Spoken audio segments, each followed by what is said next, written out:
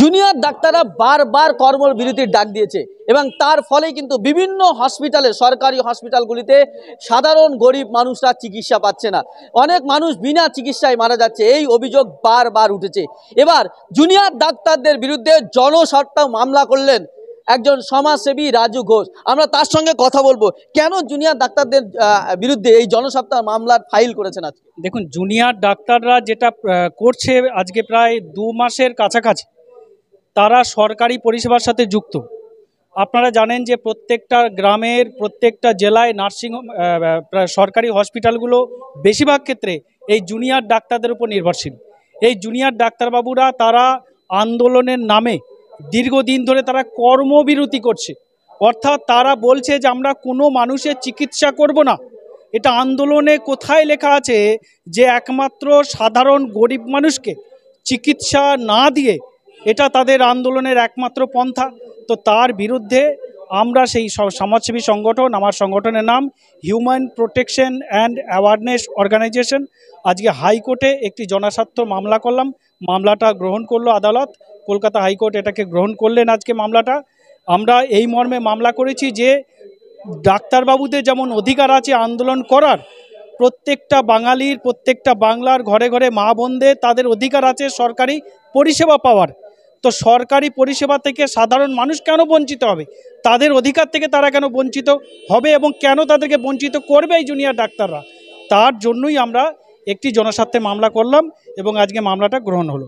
দেখেছি যে এই জুনিয়র ডাক্তাররা যে কতদিন, যে আমরা দেখেছিলাম 42-43 দিন গতবারে তারা কর্মবিরতি রেখেছে, সেই কর্মবিরতির সময় বেসরকারি হসপিটালগুলিতে 40% ব্যবসা বেড়েছে। সেই জুনিয়র ডাক্তাররা আবার কর্মবিরতি, যে নার্সিংহোম, বেসরকারি হসপিটালগুলি তাদের সুবিধা পাইয়ে দিচ্ছে। এই যে সেই কারণেই কি আপনার এই জনস্বার্থ মামলা? দেখুন, সুবিধা পাইয়ে দিচ্ছে কিনা সেটা তো আছে, সেটা পরের বিষয়, কিন্তু আমাদের মূল দাবি আজকের মামলায় যে সাধারণ গরিব মানুষ সরকারের পরিষেবা থেকে বঞ্চিত হচ্ছে। সাধারণ মানুষ, গরিব মানুষ যারা সরকারি হসপিটালের উপরে, চিকিৎসার উপরে তাদের নির্ভর করে, সেই মানুষগুলো চিকিৎসা থেকে বঞ্চিত হচ্ছে। অর্থাৎ প্রচুর মানুষ মারা যাচ্ছে এই ডাক্তারদের আন্দোলনের জন্য।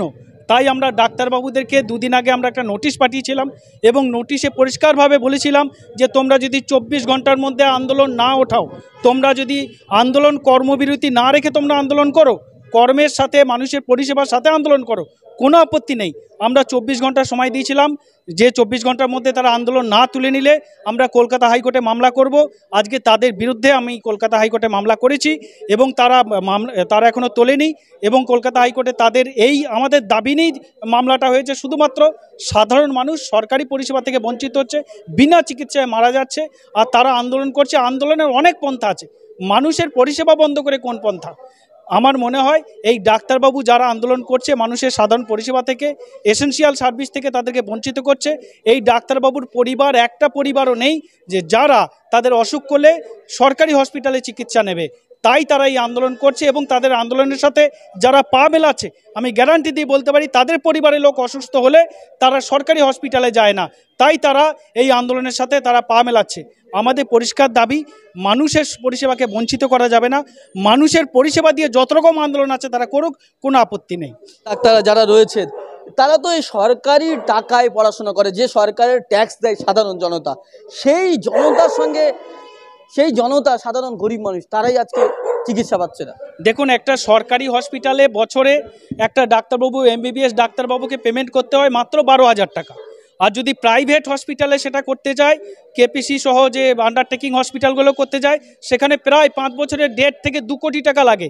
অর্থাৎ তার মানে পরিষ্কার, সরকারের সুবিধা নিয়ে, সরকারের টাকায়, পাবলিকের টাকায় তারা পড়াশোনা করছে, আর সেই সরকারের সুবিধাগুলো মানুষকে বঞ্চিত করছে। যে এমন একটা পরিষেবার সাথে তারা যুক্ত, এসেনশিয়াল সার্ভিস, যেটা urgent emergency service, medical emergency, সেই এমার্জেন্সি সার্ভিসটা থেকে সাধারণ মানুষকে থেকে বঞ্চিত করছে। অথচ তারা সরকারের টাকায়, সরকারের টাকা মানে জনগণের টাকা, আমার টাকা, আপনার টাকা, যারা শুনছেন সবার টাকা, সেই টাকা মাত্র 12,000 টাকা পে করতে হয় বছরে, যেখানে 1.5 থেকে 2 কোটি টাকা লাগে প্রাইভেট হসপিটালে।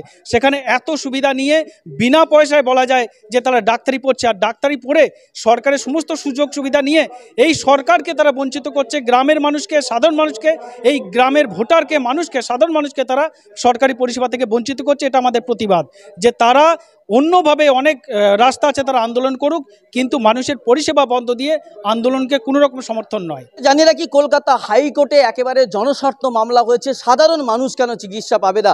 জুনিয়র ডাক্তাররা কেন কর্মবিরতি রেখে আন্দোলন, কর্মবিরতি ছাড়াই কি আন্দোলন করা যায় না? সেই প্রশ্ন তুলে সাধারণ মানুষের চিকিৎসার অধিকারের দাবি নিয়েই একেবারে সমাজসেবী রাজু ঘোষ কলকাতা হাইকোর্টে আজকে মামলা করেছেন, এবং সেই জনস্বার্থ মামলা কিন্তু কলকাতা হাইকোর্ট গ্রহণ করেছে। পরবর্তী শুনানিতে কি হয় অবশ্যই আপনাদের জানাবো। আপাতত আপনারা ভালো থাকবেন, সুস্থ থাকবেন।